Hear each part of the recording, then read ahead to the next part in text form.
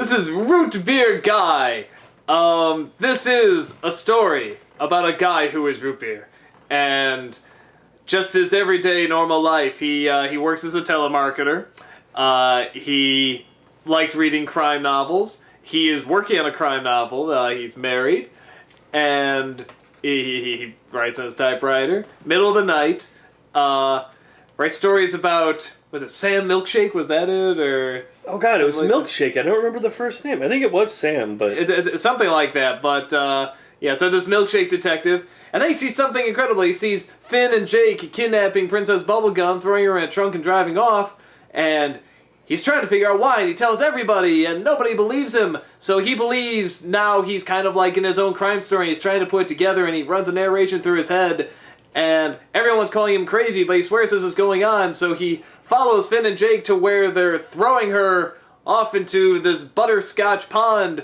And he calls the police, pretty much just saying that he's taking a boat out, and that gets them out there, even though he told them about the kidnapping and everything. But him taking the boat out after 8, that was too much. So they go out, arrest him, then also get Finn and Jake, and it turns out it was all just a plan to test the security of the town, and it looks like it really sucks because they didn't notice any of it. In fact, they arrested the guy that was pointing out the kidnapping that was going on, and so they appoint him the captain of the Banana Police, and... Banana Guards. Banana Guards, sorry. And he throws out his typewriter because he is happy where he is now, because he's living out his dreams that he was dreaming about and writing about. Yeah, I strangely really enjoyed this. As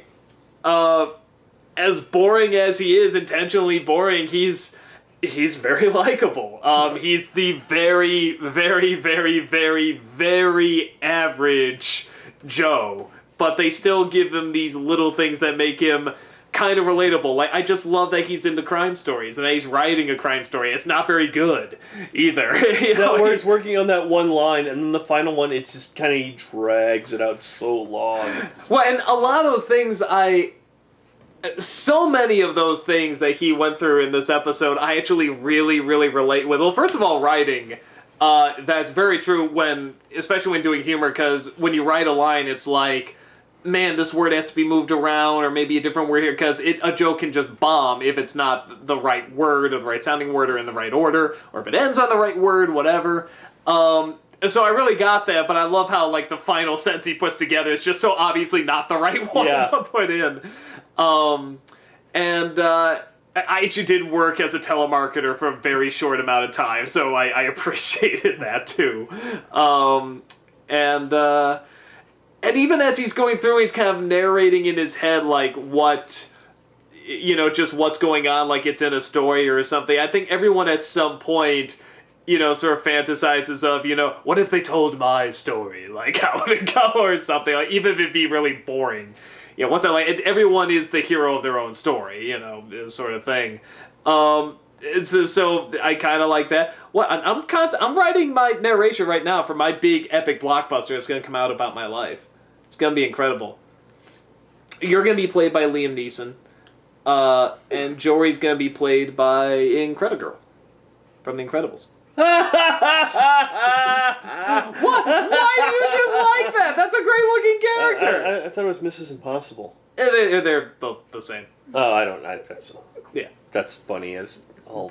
I always say that's what she looks like the very basic, the shape of her face, the layout, everything really looks like Mrs. Incredible. So I told you for a long time, and she tried to flick me off. It's like Mrs. Incredible is like. I didn't try. I did. You did, yeah. And it's like, who? How can you not like the design of Mrs. Incredible? She looks incredible. It's in the name.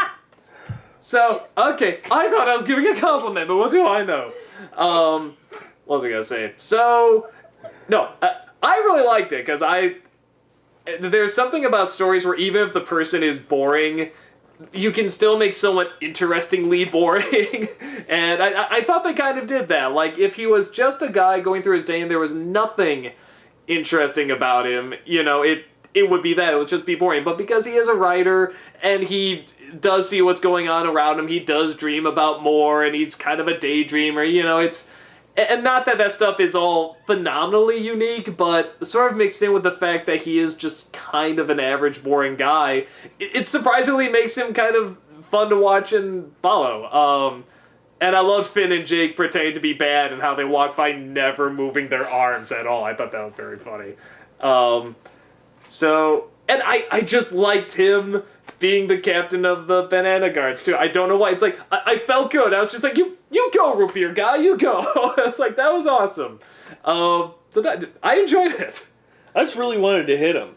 You just really hated root beer guy. No, I just wanted to hit him. You just want, just to see the glass break? No, because, like, okay, when you come home and you have, like that hot piece of cherry... of cream soda. Cream soda there in a maid outfit... And you're more concerned with looking at a goddamn video? You got problems. She's sitting there and she's all like, oh, let me turn up the bed for you. Really? Really, dude? Oh, wait a minute, hold on. Let me look at this video first. Really? He should have been popping that cherry. Maybe, yes. Maybe that's the reason why he's boring. It's because he's consistently living in a fantasy world. Obviously, this is something he probably could have written about. Coming home to a wife that's all dressed up for him and all that stuff. Boom! It's happening right there! But no, he's... Really, root beer guy? Really? Is that your major hang-up about just the episode in general? Yeah! You don't like that he didn't respect his lady, enjoy his lady, that hot piece of cherry cream soda. Yeah. Would even be hotter if she was diet cherry cream soda. I wouldn't say hotter, but, you know. Well, that's true. They're not fuller. I mean, it's just half the calories, you know. Mm. But... No, you respect your woman. Especially when she goes out of her way to do something that nice for you. But there was now, to be fair, there was a crime going on. You know. People can be murdering people in my backyard with chainsaws and stuff, and if Jory came out in a maid outfit, I'd be like, huh, screw that. Not maid outfit. It has to be cherry cream soda in a maid outfit. Clearly. I'd be okay with that. If it was Jory, then yeah.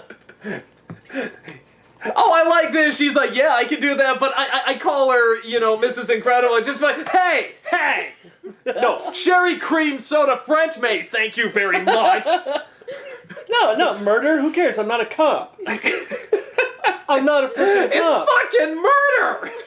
But I'm not a cop. It's fucking murder! They can come in and kill your cherry cream soda Jory maid. But that was not happening. Clearly. It could happen. Oh, it could. And a meteor if they're fall outside, from the sky, but it doesn't matter. No, but if there's happening outside in your fictional scenario, you said that could happen. You'd go and I die happy. Shucks. But could you call the police to have them come over and take care of the murderers and stuff, and then protect the two of you so you can continue to have cherry cream soda made Jory sex? Why not just get it on while it's there? Because it could come in and kill you! Yeah, but that could happen when we're not doing anything.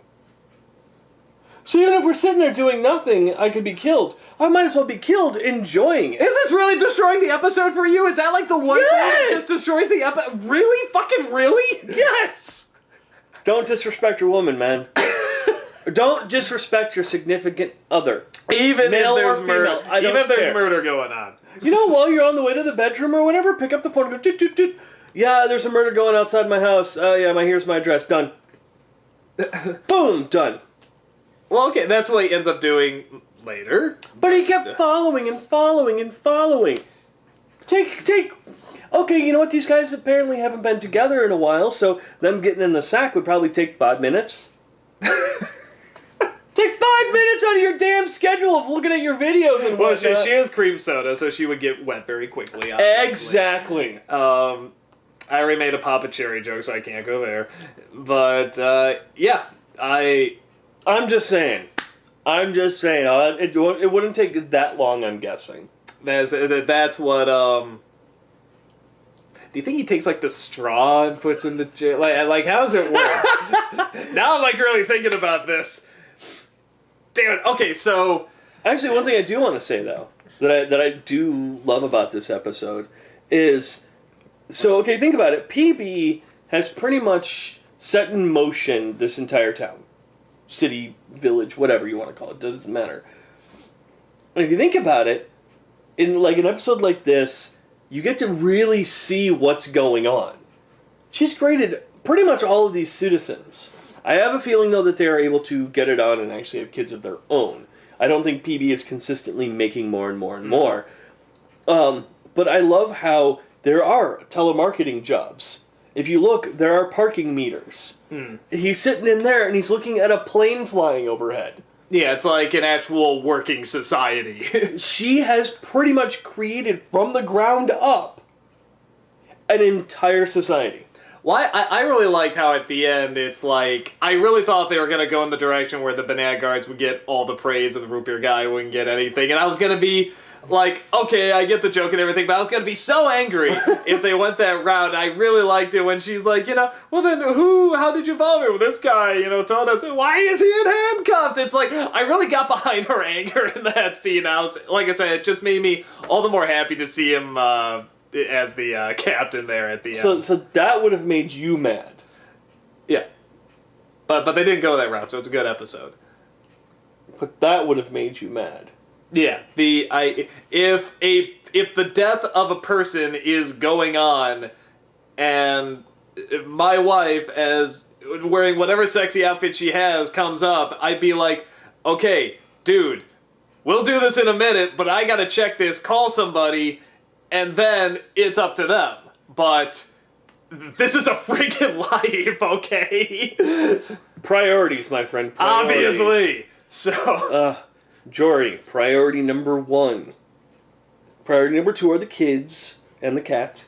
Priority number 3. I love how the cat is on the exact same level as your kids. Well, I have to take care of them more than I have to take care of the kids, so... That's kind of true. Priority number 3 is probably, I guess, everyone else. Priority 4... I don't know. Cream Everything soda else. maid outfits. No, that's 1. If it was Jory, that'd be number 1. Oh, okay. So, Jory in... So people being murdered is like bottom of the scale. Oh no, people Obviously. being murdered. I'm a wuss. What am I gonna do? Call the fucking stop. police! So I do dial 911 and toss the phone and just go on. No, that makes sense. I can see that. But that would take time do too. that. No, he checked the tape, but okay, if he said I have Yeah. to call 911 and let somebody know, it's like she would still be upset or whatever. It's like he would still have to do something before getting to her. I'm just saying. No. It's as simple as this. Going up to her, putting the tape down, going up to her, yeah, give me a sec, I'll be there. And as she's going, she's picking her phone, 911, put the phone down and go. Well, wait. You would still call and say, this is what You I don't saw, have to. whatever. No, but they would come over, and it's like, you still had to tell them eventually. Yeah, eventually I would get around to it. You called the police! Yeah. And okay, 911 gets to places really, really fast. Not really. Yeah, no, they do. No, not really. Okay, depending on the scenario. Exactly, and there is no scenario going on here, so they wouldn't Well, rush there out is. There's there. a kidnapping or No, whatever. nothing was said. I'm saying through the scenario of him just dialing 911 and putting the phone down. They would have no idea why 911 is being called. So But time is of the effort. Bubblegum could be killed or whatever, like at any time. And I want to get on my freak. It's fucking murder! What's wrong with you? Murder that you know about. You could save a life. You would let No, okay, hold you on. would let the life of a politician die. A politician that's created this world that you said was really, really good. Had planes flying over, and telemarketers, and parking meters. Okay, his last two aren't very good, but everything else that is like created this incredible society, you would let her perish because you wanted to get your freak on. But I'd like to also state, she wouldn't have died either way. But he didn't know at the time, no. and you wouldn't It know in this doesn't fictional matter. scenario. But I would have been able to get my freak on, and I still would have been able to help her. But you didn't know that. It doesn't matter. Yes, it does. But you're saying she's gonna die. I don't know if she's gonna die. Well, let's say there's another scenario where she gets kidnapped or something, you happen to see it, and it's the real deal. But How would I know it's the real deal by comparison? I don't know. But you don't call the fucking police. 911. They're still coming over, and you can't unless you're doing it really well or really poorly, you can't just do it in 5 minutes. Okay, again, if it's been a really long time, like it seems to have been for these guys, I don't think it's gonna take that long, dude. This is the stupidest reason to hate an episode. Oh, I didn't say I hate the episode. I actually like the episode. I don't like Root Beer Guy because of that. But it's all about Root Beer Guy. Yeah, so what? But the episode is actually very well structured. It's very well written. I do love how Finn and Jake are acted throughout the entire thing, especially when they come to get the videotape. You weren't supposed to see this. I like Finn wearing the shades, Yeah. and Jake wearing the hat. Especially the tiny, tiny, tiny little shit. Yeah. No, I like the episode. I don't know where you got that I didn't like the episode. I never said I did. Because that's all you fucking said. You said, I just No, want to punch no, the no. main character of this episode. Because of one thing he did. Everything else I was fine with. Okay, but all you talked about was wanting to punch him. Like, I left gaps of silence for you to continue on to something else. Oh, see, I thought you wanted me to continue with it. No, I don't know. It's like, you had the floor. I trust you were responsible enough to talk about the episode instead Really, of... me? Alright, good point. Yeah, hello. Fair enough. So, No one to blame but you, man. I guess not. No, I liked it. It was a good episode. You're a fucking idiot. But I get my freak on. Jory.